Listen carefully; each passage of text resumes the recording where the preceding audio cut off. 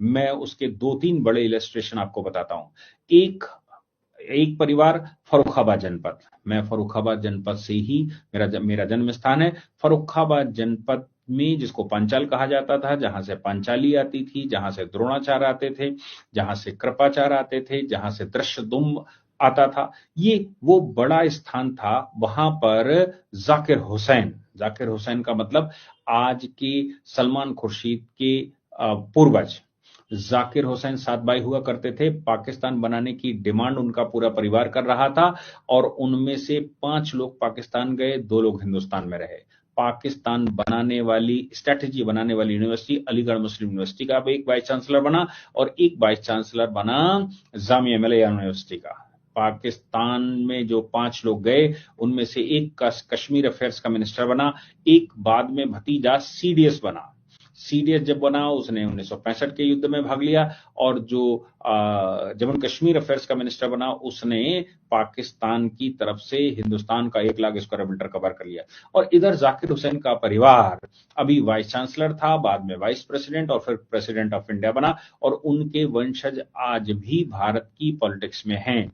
जाकिर हुसैन के बेटे गवर्नर बने और पोते भारत सरकार में मंत्री सलमान खुर्शीद बने। इसी प्रकार से ये जो नवाब परिवार है भोपाल का, ये लोग पाकिस्तान गए। पाकिस्तान में ये सीडीएस बने, आईएसआई के बड़े अधिकारी बने और हिंदुस्तान में जो एक बेगम रह गई वो बाकियों के जो पाकिस्तान में जाकर सीडीएस बने यानी कि चीफ ऑफ डिफेंस स्टाफ बने, पाकिस्तान में जाकर इंटर इंटेलिजेंस सर्विस आईएसआई के प्रमुख बने, वो उनका परिवार यहां पर 15-15, 20-20 हजार करोड़ की उनकी संपत्तियों की रखवाली कर रहा था। आप सोच लीजिए कि आखिर भारत के साथ ये चल क्या रहा था, भारत को लूटा कैसे जा रहा था, भारत के साथ ये क्या विडंबना हो गई थी कि मेजॉरिटी हिंदू की प्रॉपर्टी उसको मिली भी नहीं, पाकिस्तान से हिंदू खाली भी हो गया और हिंदुस्तान में प्रॉपर्टी उनके पास भी रह गई।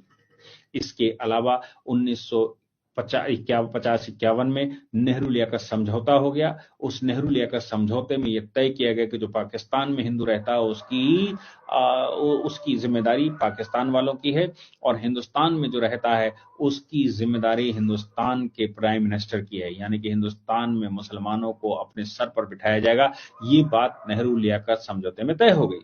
इसका परिणाम ये निकला कि ये संपत्तियां उनके उत्तराधिकारियों ने सक्सेशन करी और मजे की बात यह है कि एनिमी प्रॉपर्टी एक्ट भी जब पास हुआ तो उस एक्ट में भी ये व्यवस्था रखी गई कि जो पाकिस्तान चला गया हो उसको ही डेड माना जाए, उसको मृत माना जाए, लेकिन उसके उत्तराधिकारियों का हिसाब बनाया जाए।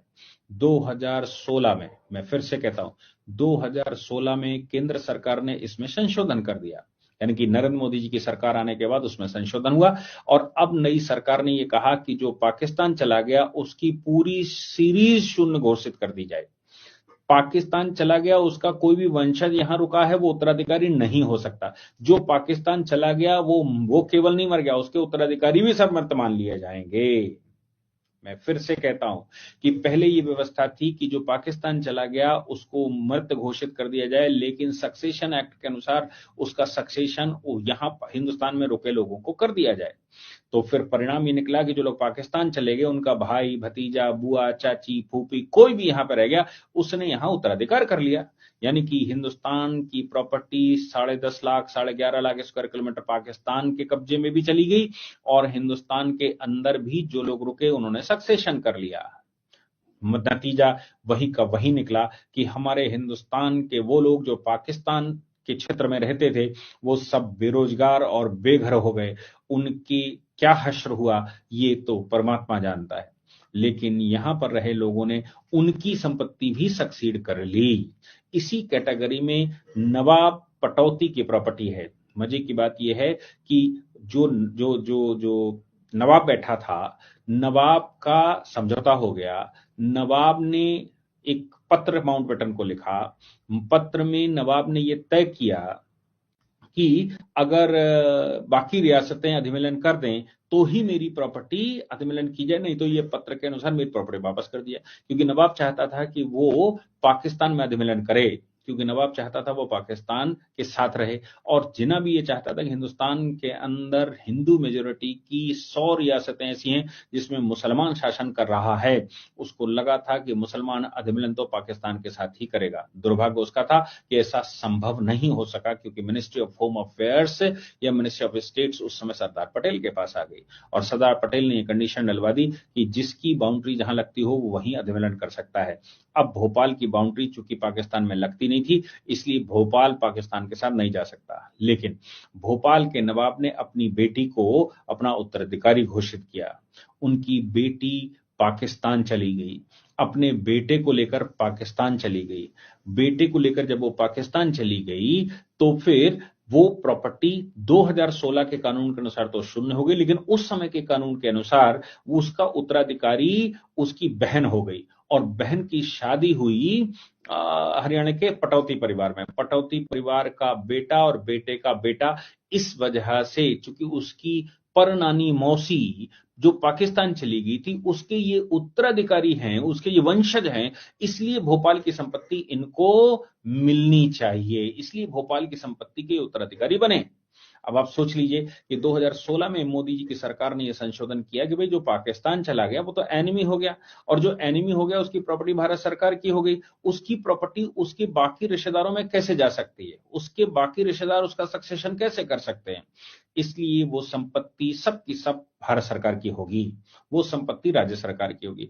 इसी के चक्कर में उस समय जब शिवराज सिंह सरकार बैठी थी, शिवराज सिंह जी की सरकार ने ये घोषणा की, ये नोटिफिकेशन कर दिया कि ये जो प्रॉपर्टी भोपाल के नवाब की है, चूंकि वो आबिदा बेगम चली गई पाकिस्तान, इसलिए उनकी संपत्ति अब भारत की संपत्ति हो गई। उनका उत्तराधिकार 2016 के संशोधन के अनुसार नहीं हो सकता। अब चूंकि उनका उत्तराधिकार नहीं हो सकता, इसलिए कोई भी उत्तराधिकारी है ही नहीं। सैफ अली खान चूंकि उत्तराधिकारी अपने आप को मानकर चलते थे, वो चले गए हाई कोर्ट। हाई कोर्ट ने उस समय स्टे कर दिया और कहा कि इसकी सुनवाई करेंगे। हाई कोर्ट के उस स्टे के बाद अभी दिसंबर 2024 में हाई कोर्ट ने सैफ अली खान की वो पिटीशन को डिसमिस कर दिया और ये कहा कि as per law 2016, as per law ये संपत्ति एनिमी प्रॉपर्टी है और इस पर भारत सरकार का अधिकार है। ऐसी परिस्थिति में 1 महीने का समय दिया गया। हाई कोर्ट ने 30 दिन का अपील का समय दिया और कहा कि आप चाहें तो कस्टोडियन के अपीलेंट ट्रिब्यूनल जा सकते हैं। कस्टोडियन के अपीलेंट ट्रिब्यूनल जाते उससे पहले ही सैफ अली खान के ऊपर हमले हो गए और सैफ अली खान अंडरग्राउंड हो गए। हालांकि 13 दिसंबर, अब देखो इसके पीछे भी एक खेल है, 13 दिसंबर को ऑर्डर हुआ था, ये ऑर्डर 13 जनवरी को खत्म हो रहा था। 13 जनवरी के बाद सैफ अली खान के ऊपर हमले होना और सैफ अली खान के ऊपर हमले होकर उसको पूरा मीडिया न्यूज बनाना, कहीं ऐसा तो नहीं है कि वो जो 30 दिन का समय दिया गया था हाई कोर्ट के द्वारा, जो कि 12 जनवरी को खत्म हो रहा था, उसको कहीं न कहीं डेविएट करने के उद्देश्य से कोर्ट में ये लगाया जाए कि उनके ऊपर हमले हो गए थे और ऐसा वैसा, और उसका एक सिंपैथिक व्यू लिया जाए, उसका एक सिंपैथिक कहीं न कहीं लाभ लिया जाए, उसके लिए ये सब चल रहा था। मेरा मानना बिल्कुल साफ है, वो कारण कोई भी हो, लेकिन वो संपत्ति तो भारत के लोगों की संपत्ति थी। शुक्र है नेहरू जी की सरकार का, शुक्र है शुक्र है मोदी जी की सरकार का। मोदी जी की सरकार के समय पर उनको ध्यान में आया कि भारत में क्या खेल खेला गया और उन्होंने एनिमी प्रॉपर्टी लॉ में, एनिमी प्रॉपर्टी एक्ट 1968 में संशोधन करते हुए वो पूरी की पूरी वंशावली खत्म करने की घोषणा कर दी और कहा यह खेल नहीं चलेगा कि आप पाकिस्तान चले गए, आपको मृत घोषित कर दिया जाए, आपके भतीजे, आपके भांजे, आपकी बहन, किसी को भी सक्सेशन, जो as per succession law succession करेगा उसको सक्सेशन हो जाए, ये नहीं चलेगा। जो व्यक्ति पाकिस्तान चला गया उसके नीचे की पूरी सीरीज भी पाकिस्तान चली गई, या कम से कम वो सक्सेशन नहीं हो सकता, वो सारी प्रॉपर्टी एनिमी प्रॉपर्टी है। उसी कानून के तहत सैफ अली खान को गलत तरीके से जो संपत्ति ली थी उन्होंने, उस संपत्ति के उत्तराधिकारी से उनको अब मुक्त कर दिया गया और अब वो प्रॉपर्टी भारत की प्रॉपर्टी है। इसलिए अभी जो खबर आई वो खबर कल की ये है कि वो चूंकि लिमिटेशन का टाइम पूरा हो गया है, इसलिए राज्य सरकार अब उस प्रॉपर्टी को कब्जा करने के लिए आगे है। दूसरी बात यह भी है कि हाई कोर्ट ने उसमें जो ऑर्डर किया था, हाई कोर्ट ने यह कहा था कि सैफ अली खान और उनका परिवार किसी भी तरह से इस प्रॉपर्टी का कोई डिस्पोजल या कोई एक्शन नहीं ले सकता। वो अपीलिंग ट्रिब्यूनल में जाकर ही ट्रिब्यूनल के डिसीजन के अनुसार ही आगे बढ़ सकता है, अदरवाइज इनकी राइट को यहीं सीज किया जाता है। राज्य सरकार ने जो सीज किया है वो कंफर्म किया जाता है और इनकी स्टे एप्लीकेशन, इनकी एप्लीकेशन को डिसमिस किया जाता है।